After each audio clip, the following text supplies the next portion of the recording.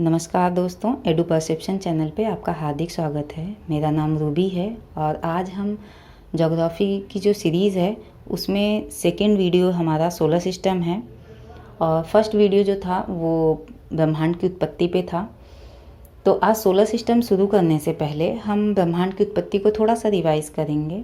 जैसा कि हमने पिछली वीडियो में पढ़ा है कि ब्रह्मांड की उत्पत्ति में जो सबसे सर्वमान्य सिद्धांत था वो बिग बैंग थियरी थी और उसी थियरी के अनुसार ब्रह्मांड की उत्पत्ति हुई और उसमें कई आकाशगंगाओं का निर्माण हुआ, जिसमें हमारी भी एक आकाशगंगा है जिसका नाम मिल्की वे है, हिंदी में जिसे हम दुग्ध मेघला कहते हैं। इसी का पार्ट सोलर सिस्टम है जिसे हम हिंदी में सौरमंडल कहते हैं। चाहे आप सौरमंडल कह लीजिए चाहे सौर परिवार कह लीजिए। तो चलिए देखते हैं सौर परिवार है क्या।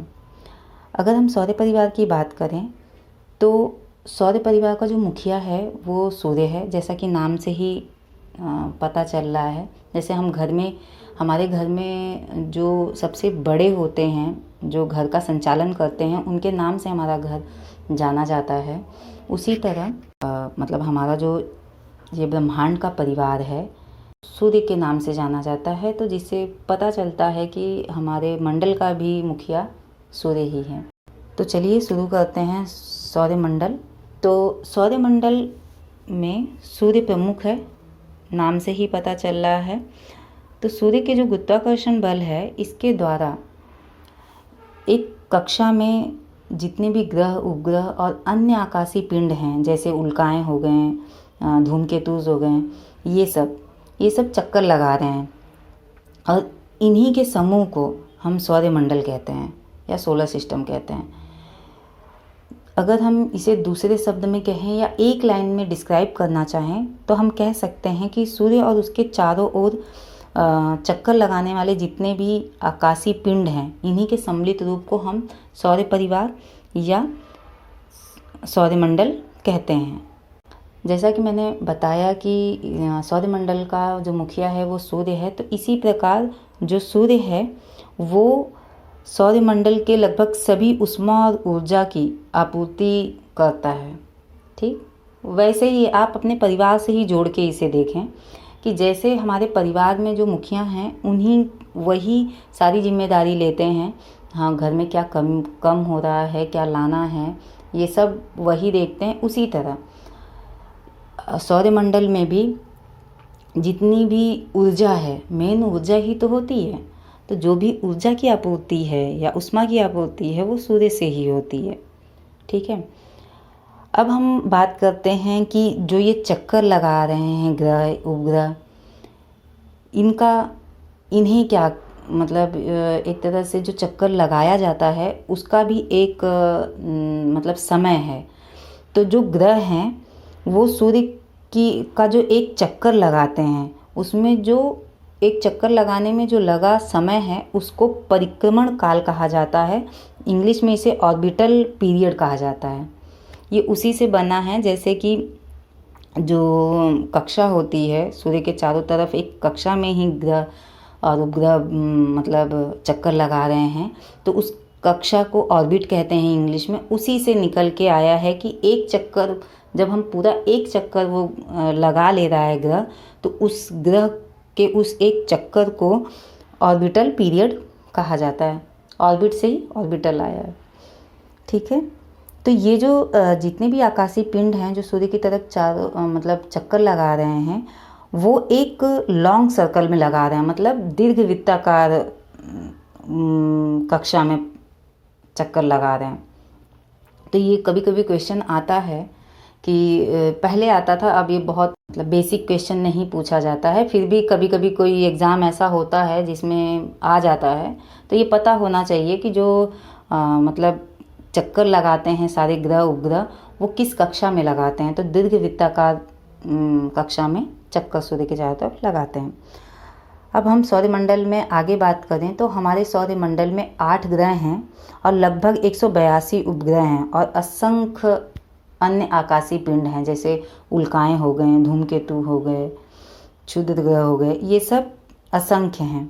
8 ग्रहों के नाम आपको अगर मैं कहूँ तो सबसे पहले तो बुध, शुक्र, पृथ्वी, मंगल, बृहस्पति, शनि, अरुण, वरुण। ठीक, इंग्लिश में इसी को मतलब सीरीज़ में देखें तो मरकरी है, वेनस है, अर्थ है, मार्स है, जुपिटर है, सैटर्न है, यूरेनस है, नेपच्यून है। ने तो आगे हम इसमें बात करेंगे अपने मुखिया की अर्थात सन की। तो सूर्य जो है मिल्की वे जो हमारी आकाश गंगा है उनके अरबों तारों में से एक तारा है। ठीक, जो मतलब अपना एक सौर परिवार बनाया है। और भी होंगे जिसके बारे में हमें अभी नहीं पता है, क्योंकि जीवन हमारी पृथ्वी पे ही है, अभी खोज चल रही है लगातार। तो इसी तरह जो हमारा सूर्य है इसका ये अपना एक परिवार बनाए हुए है। तो इसी में जो दुग्ध मेघला आकाशगंगा है इसके केंद्र के चारों तरफ हमारा सूर्य भी चक्कर लगा रहा है। सूर्य के चक्कर ग्रह लगा रहे हैं और अन्य आकाशीय पिंड लगा रहे हैं। इसी तरह सूर्य भी हमारी जो आकाशगंगा है मिल्की वे उसके केंद्र का चारों तरफ चक्कर लगा रहा है। तो जो सूर्य है वो अपना एक चक्कर लगभग 250 मिलियन अर्थात अगर हम इसको कहें तो 25 करोड़ वर्ष में एक चक्कर लगाता है। और उस एक चक्कर को हम ब्रह्मांड वर्ष या कॉस्मस ईयर कहते हैं। ठीक है, और जैसे हमारी पृथ्वी है, आपने पढ़ा होगा कि पृथ्वी अपने अक्ष पे घूमती है, उसी तरह सूर्य मिल्की वे के केंद्र के चारों ओर तो चक्कर लगा ही रहा है, पर वो अपने अक्ष पे भी घूमता है और वो पूर्व से पश्चिम की ओर घूम रहा है। ठीक है, सूर्य है क्या? जैसे हम देखते हैं ना तो सूर्य हमें क्या दिखाई देता है? अगर हम पहली बार देखें सूर्य को तो हमें लगेगा कि ये आग का गोला है ना। तो सूर्य क्या है? सूर्य एक्चुअल में एक गैसी पिंड है ना, जिसमें हाइड्रोजन है, हीलियम है और भी अन्य तत्व हैं। इसमें हाइड्रोजन की बहुत अधिक मात्रा होती है 71% और हीलियम इसमें 26.5% है।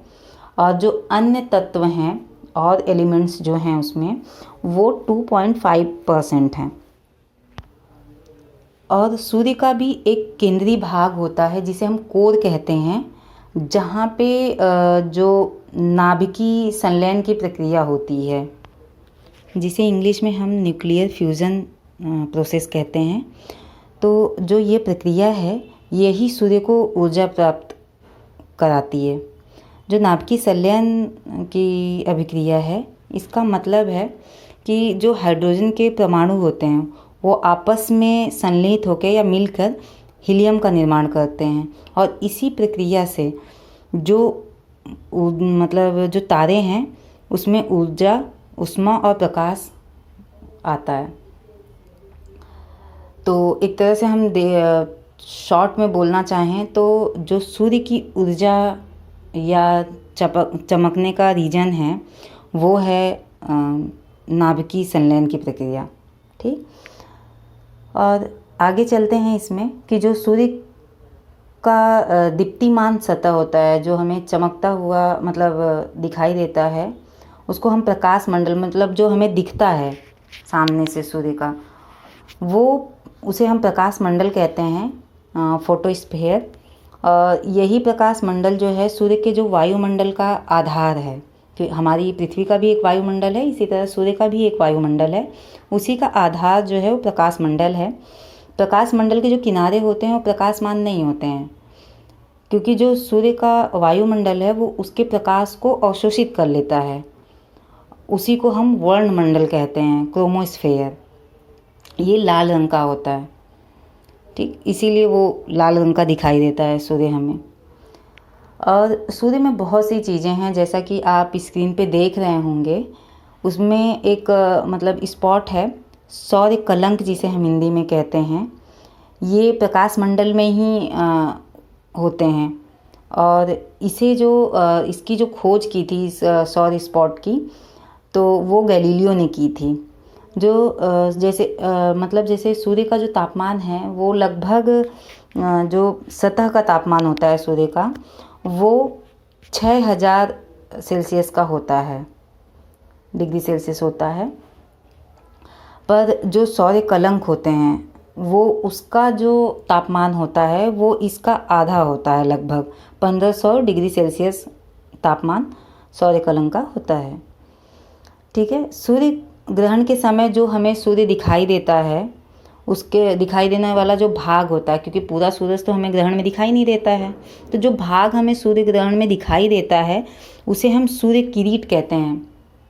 इंग्लिश में इसे कोरोना कहते हैं। ये वाला कोरोना नहीं, वो अलग कोरोना है। तो जो सूर्य किरीट है वो जो उत्सर्जित करता है वो एक्सरेज उत्सर्जित करता है। ये इम्पॉर्टेंट है कि जो सूर्य किरीट है या जिसे हम कोरोना कहते हैं वो किस तरह की किरण या रेज उत्सर्जित करता है, तो वो एक्सरेज उत्सर्जित करता है, जिसे हम सूर्य का मुकुट भी कहते हैं, सूर्य मुकुट कहा जाता है। और अब यहाँ पे हमने सूर्य के बारे में लगभग जितनी भी चीज़ें एग्ज़ाम में आती हैं उसे मैंने कवर करने की कोशिश की है। हम अपने अगले वीडियो में प्लैनेट्स पढ़ेंगे और प्लैनेट्स को भी हम 3 से 4 भाग में पढ़ेंगे। मैं पूरी कोशिश करूँगी कि जितने भी प्लैनेट्स हैं उससे जो भी क्वेश्चन आते हैं वो सब फैक्ट मैं कवर करूँ। तो आज मैं आप लोग से यहीं पे इस वीडियो को समाप्त करने की इजाज़त चाहती हूँ। और थैंक यू वेरी मच। आप लोग सुने, और जिन्होंने अभी तक सब्सक्राइब नहीं किया है हमारे चैनल को, प्लीज़ सब्सक्राइब करिए, हमें सपोर्ट करिए, लाइक करिए और वीडियो को शेयर करिए। और जो भी हमारे वीडियोज़ में कमी है उसे आप हमें कमेंट बॉक्स में ज़रूर बताएं, क्योंकि हम उसे सुधारने की कोशिश करेंगे और आप लोग का सपोर्ट चाहिए। तो थैंक यू।